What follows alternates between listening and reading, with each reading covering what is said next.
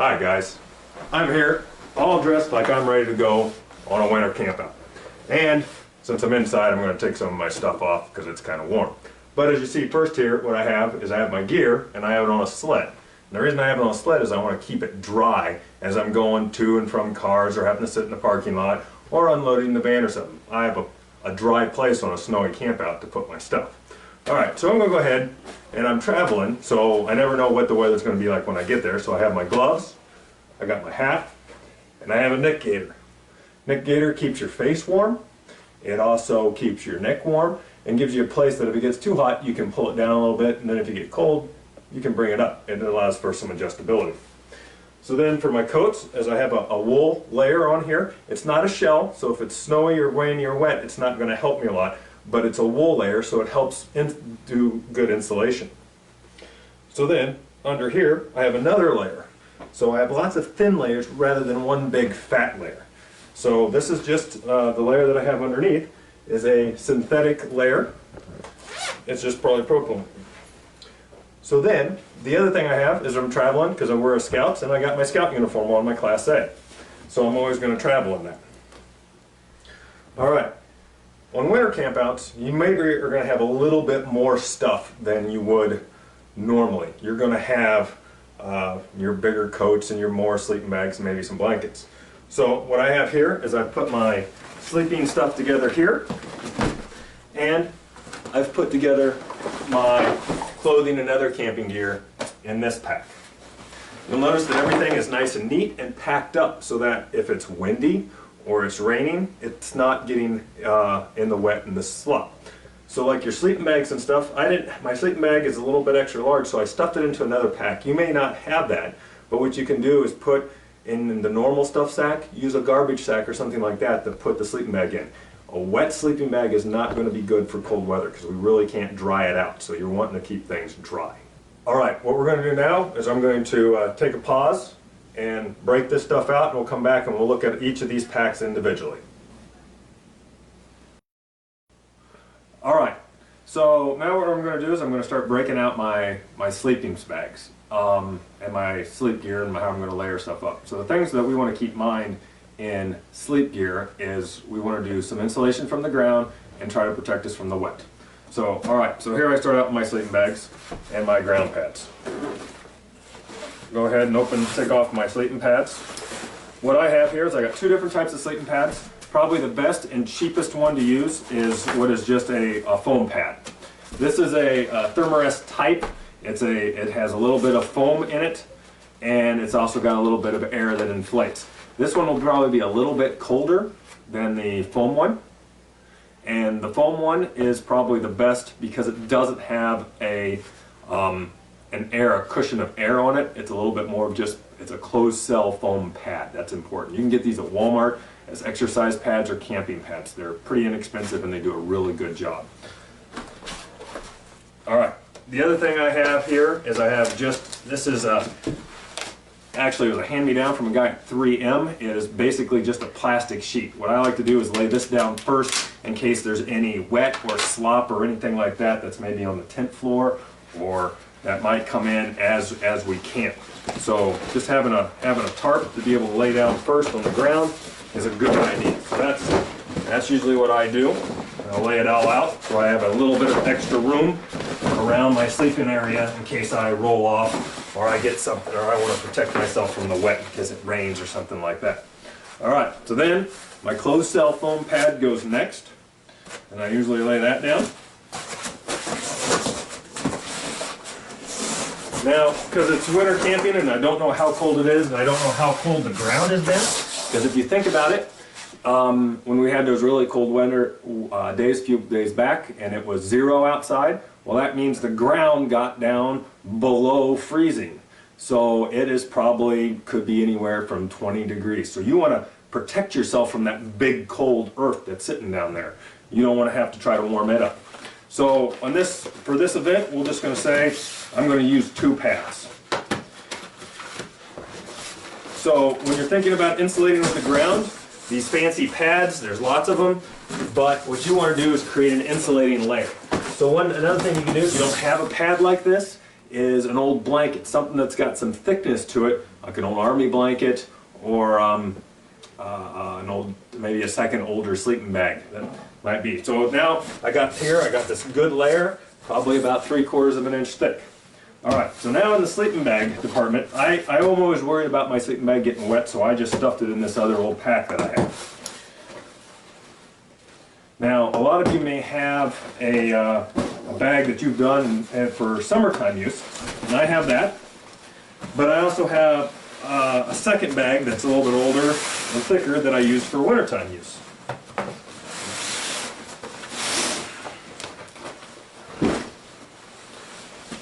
So my summertime bag, as you see this, it's a down sleeping bag. I'll just move that out of the way. But when we lay it down and we look at it, one thing that we always want to make sure of for wintertime camping is loft. Loft is that air, that dead air space. It's like big puffy coats and things like that have it. So this has a little bit of loft. It does a good job for me. So when I look at it, we're looking at maybe like 3 or 4 inches of loft. This is going to work okay, probably down about 30 degrees or so, but below that, it's probably going to be a little bit drafty. So what we have here is I got a little bit better winter bag that's a little bit thicker. So when we lay these side by side, you can see this one lofts up a lot higher. This is a synthetic material, and it is, if it gets wet, it doesn't lose its loft. It can dry a little bit easier. This one being down, when it gets wet, it flattens out and isn't quite, when we look at it, it's kind of flat. When we put this one in here, you can hear the difference. So what I'm going to do, I'm going to pretend it's going to be really cold, so what I have is we're going to open this up a little bit, and I'm going to stuff the other sleeping bag inside of it. So I'll have twice the thickness. So now you can see I've increased the loft of my sleeping bags. So another thing you might notice is you might not have 2 sleeping bags, but I bet you have some extra blankets that are around. So what you can do is take one sleeping bag and put a blanket on the inside. Now, what I've also done is inside my sleeping bag is I've sewn these little ties. Here, and there's also 2 down at the bottom. What those are good for is to tie that blanket into the sleeping bag so it doesn't roll up while you sleep if you roll around or whatnot. So that kind of helps. I'm using a mummy sleeping bag. Just what it does is it allows you to put your head up there and create a little bit of an enclosed case. Sometimes when guys are talking about sleeping, what they like to do is pull their heads deep inside and close this up real tight. Well, when you breathe at night, you breathe out water. That water can get your sleeping bag wet. So it's best if you are going to pull your head inside, make sure you have a little hole and you're trying to breathe that air outside of the sleeping bag, trying to keep your sleeping system as dry as possible. We'll talk about clothing a little bit later when we break open the pack and we're looking at our sleeping clothes. Alright, so I've gone ahead and pulled out all the contents of my pack and I have everything laid out here. Don't forget that I showed up on it for my campsite, for my camp out. I had my coat and an insulation layer, my hats and gloves, and I was also wearing my pants, and also I have another long underwear underneath there. I'm also wearing my cold weather boots because I didn't know what it was going to be like when I get there. So, the first thing that we need when we go camping is we need to make sure we got the 10 essentials. So what's the first of the 10 essentials? Pocket knife. Pocket knife. Oh, right here, I have a nice Swiss Army knife, short blade, only 3 inches or so, no big wild knives. It's got a lot of can openers and other essential things in it. All right, second essential. First aid kit. First aid kit. Right here, I have, it's labeled first aid.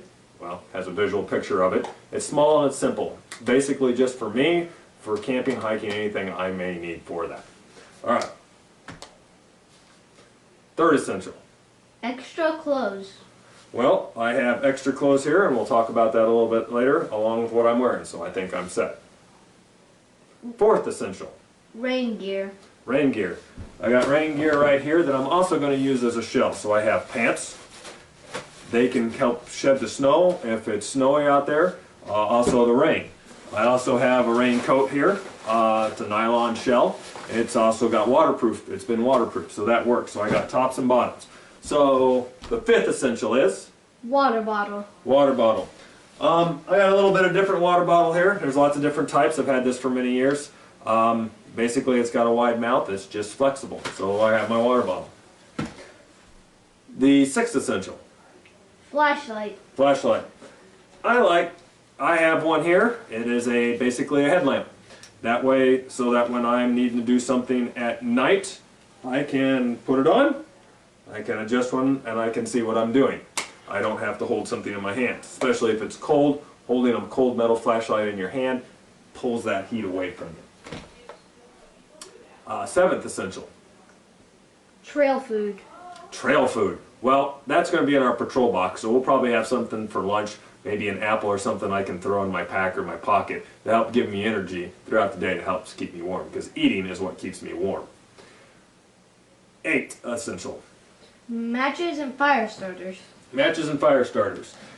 In my first aid kit, because my first aid kit is something here that keeps me dry, I have matches, and they're buried down at the bottom. So, matches are in there.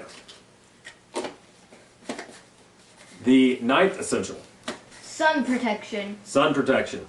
It is winter time, so the sun isn't nearly as high in the horizon. Usually I'd have my broad brim hat, but I also have lots of long clothing, so that's helping to keep everything protected. If it is real sunny out, one of the things that I don't have here is a pair of sunglasses. That would be a good thing to have if it's a bright, snowy day, sun's out, and there's lots of snow on the ground. Right now, outside, there's a little bit of snow, but it's kind of been knocked down, so it's not as bright. 10th essential.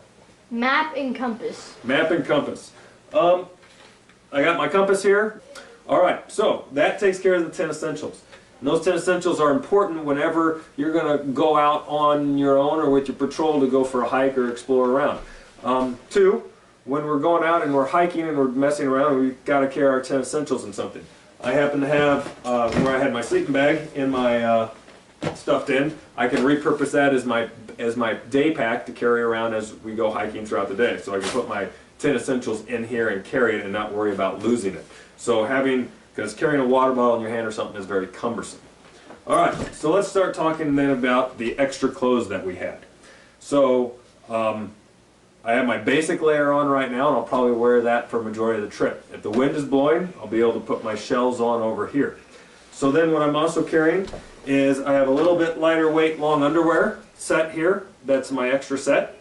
I have an extra insulating layer here in case this combination isn't warm enough. I can throw an extra layer on along with my shell.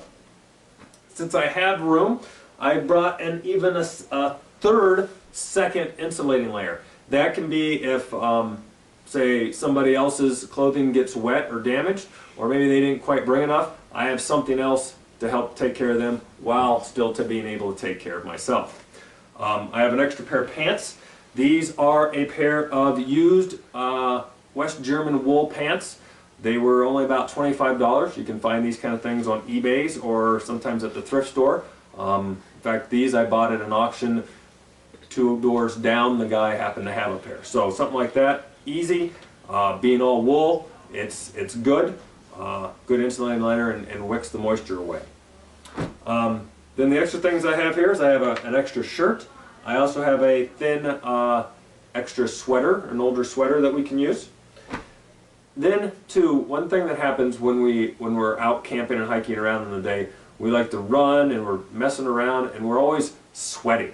We're always sweating. In the wintertime we don't usually think about that. In the summertime it's obvious, we see it.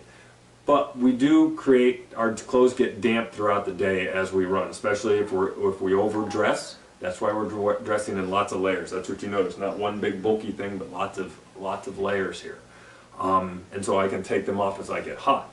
But those layers still get wet and they need to be dried out at night. And so what I don't want to do is just take off my shirt and leave my long underwear on and jump into bed.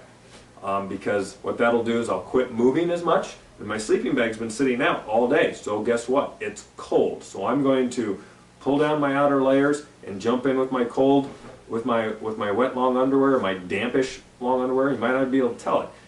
That's going to make me really cold. So what I have is I have my sleeping clothes, which always just stays. I don't wear that out. So it stays in my sleeping bag and with me. So when I get done, I strip down, I put on I have a sleeping stocking cap that's different from the day, so it's nice and dry, because a stocking cap at night will do a lot to help keep you warm, especially if your bag might be a little undersized.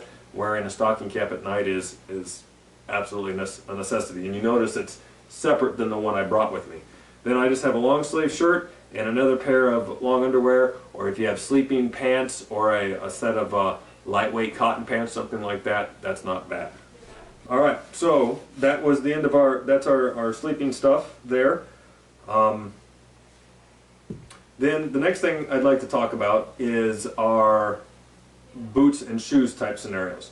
Now, you'll notice that I'm wearing one pair of insulated shoes. So one of the good things about this is, if I sit here and I take them off, and we look at the features of them, they have a rubber sole to help with the wet and the snow, so it's not soaking into the shoe so much. But the other thing that's nice about these being cold weather is they have a liner that we can pull out, that in case we do get wet for any reason, we can pull this out and dry it, and that will do a lot of wonders. The other thing is too, as we talked about earlier in the sleeping system, is that the ground is cold. When we're standing on the ground, that helps, and especially if it's rock or something that's not, like if it's leaves, that helps insulate from the cold ground. But if it's just rock or concrete, your feet get cold. So the extra thing you can do, what I've done with these boots, is I found some extra felt, and I made me a fat insulating layer. So you can use, this one happened to be like 1/4 inch thick felt, but you could just take normal crafting felt and cut out a number of layers and build up a 1/4 inch or so of extra insulation to put in there. So at night, what I can do is I can take these out and help dry them out so that I have dry boots in the morning. So this is one way of making winter boots, or when you're choosing winter boots, to choose something with a liner that can be pulled out. Can you hand me those boots there? Just toss them. So another boot that might look okay is a very tall all rubber boot. This is very nice for very sloppy conditions. This one's has some insulation layer in there. But one of the problems with a layer like this, there's no insulating layer to pull out, and it's all rubber. So it doesn't allow your moisture to be pushed out, or as your foot heats up, it'll force moisture to the outside of the clothes. This will keep everything confined. It'll be nice and it'll be warm as long as you're active. But once you stop moving, the cold moisture then starts cooling your foot down at the end of the day. So these will actually become wet. And then there's nothing to pull out to try to dry them out. So these are good if you have someplace warm at night to go to where you can dry them out. But if you have to sleep in the cold weather, these might not necessarily be the best choice unless you have something else in reserve if they get wet. So that's going to be an important thing. Then so that's two different types of boots. You might not even have a good set of winter boots. You might just have your own traditional hiking boots. Now, if you have a boot like this, it's probably not the warmest, but things that you can do is, you notice I'm wearing wool socks. You can carry extra wool socks. So, when we're talking about wool socks in our footwear, you'll notice for talking about an over weekend camp out, I have 4 pairs of socks. So what I have is the socks I'm going to wear. So that'll be when I travel there, and then probably on Saturday. Then I got an extra pair. I got a pair of socks to wear at night, because these will probably be wet by the end of Saturday. So then I have a pair for traveling home on Sunday, and then I have 2 pairs to get wet. So I always have something to do. So if I'm wearing a boot like this and my shoes get wet, then what I can do is change into a dry pair of socks. If I'm wearing a pair of boots like this and my foot starts to get wet or cold, I can pull that sock out, change it out, put a dry pair of socks on, and that'll help quite a bit with this. Definitely try to see if you can get wool or wool blend type sock, something that's thick and has helped pulling that moisture away, and plenty of socks to change. If you're out, on a side note, while you're out there and you're camping and your feet are getting cold, make sure that you're moving. If your feet get cold, grab a buddy, go out and run. Go for a hike. Stop what you're doing and go for a hike to get that blood circulating. That'll help warm your feet up.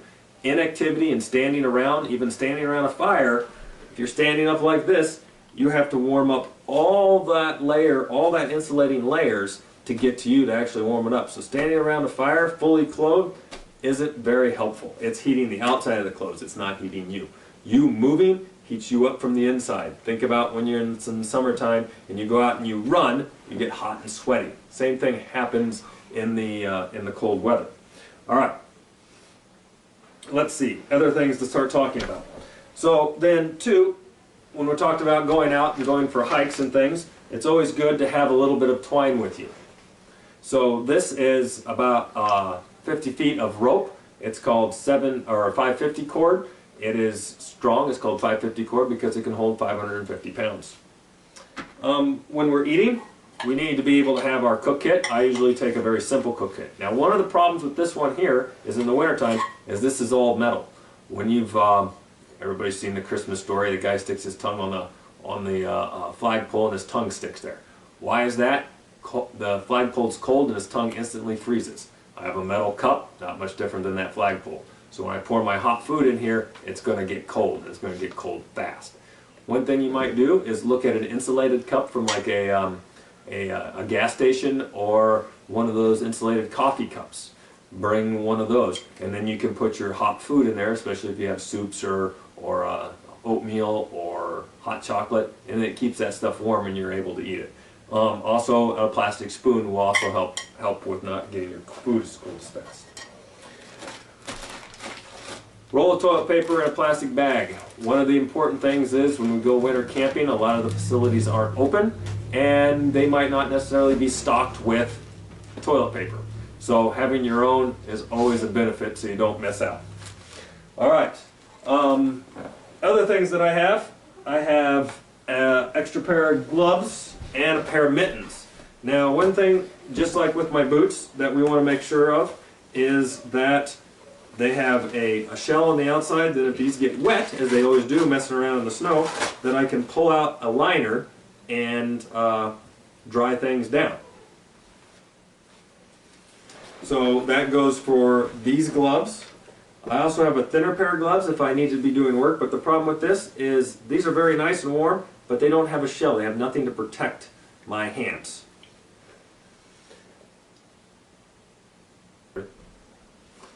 All right, a lot of guys have your traditional, you know, your winter gloves that you buy for school and that you're wearing around. Now sometimes you'll find that you'll have gloves and they'll say they're waterproof. One thing that makes them waterproof and you can't see it is you have the inner liner, you got the outside liner and some insulation inside. One of those layers inside is basically a plastic bag or a pair of plastic gloves. That's what makes them waterproof. What that also does is, as we talked about it earlier with rubber boots, is it holds all the moisture in and they get wet. They're very hard to dry. So this has no liner to pull apart if they would get wet. So when you bring these kind of gloves, you always want to bring an extra set. Now, if we're going to do a lot of winter camping or you're looking for a different set of gloves, some things that you can do that I would recommend is old, you can find these on eBay, is old military gloves. They come in lots of sizes, anywhere from like sizes 3s and 4s for some very small hands up to 5s, 6s, and 7s for that. What they are is they're basically a leather glove, and then you can put any liner in that you find. This one here has a wool liner, but I could just as easily take this synthetic liner, put it in there, and slide it in. Being all leather, they offer a sense of waterproofness, and they also, if you're working with a fire or whatnot, and hot stuff around the campfire, they don't melt. With your regular winter gloves like this, you don't usually want to take your gloves off and you're dealing with a hot pan or a skillet, you'll melt your gloves. When you melt your gloves, you get holes. So a leather glove, that's a good layer. That's a good protection for your hands. The one thing when you're buying gloves or doing anything like that, any winter gear actually, whether it be pants or shoes, gloves or hats, is make stuff loose. You don't want it to be tight fitting, you want it to be a little bit lofty. Just as we were talking with the sleeping bag, you want to add loft into your stuff.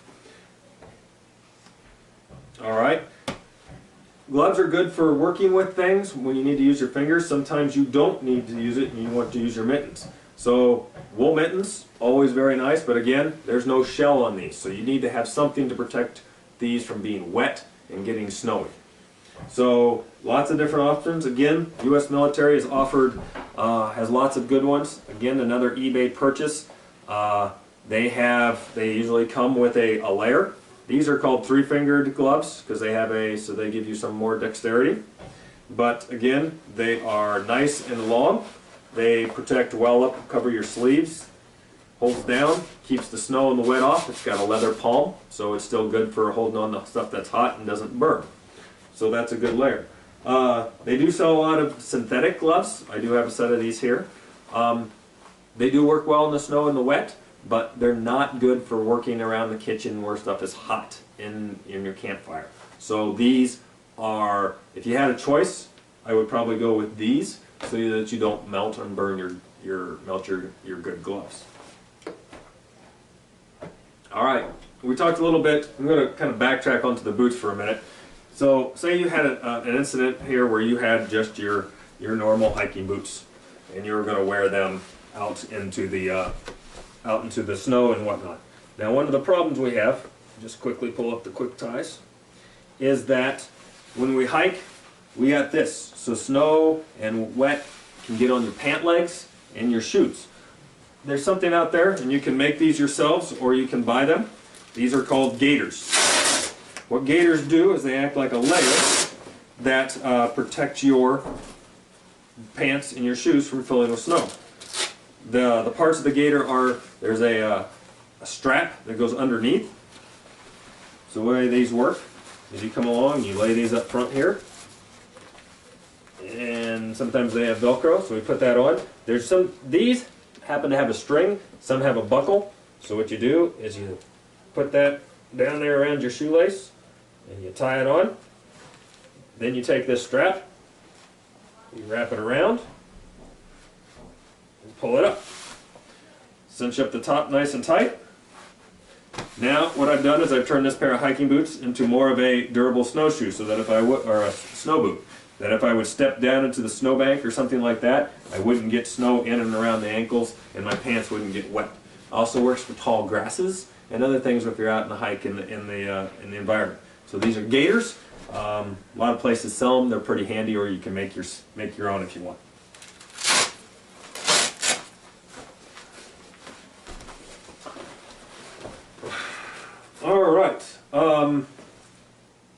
All right.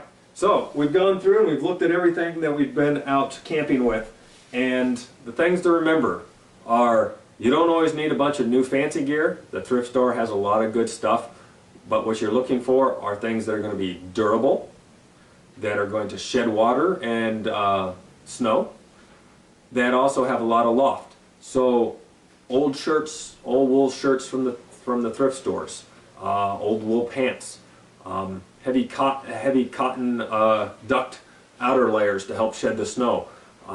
Those all work very well. Remember, nylon melts. So when we're working around the stoves and stuff, be careful about that. And then plenty of loft and stay dry. So when you're sleeping at night, don't sleep in your clothes that you've had throughout the day. Keep that moisture away from you as much as possible. And we're going to have a lot of fun on the campouts coming up in the wintertime. There's a lot of neat things to see out there, but the thing that we want to make sure that we do is we stay dry, we stay warm, and we stay active so that we have a good time out there.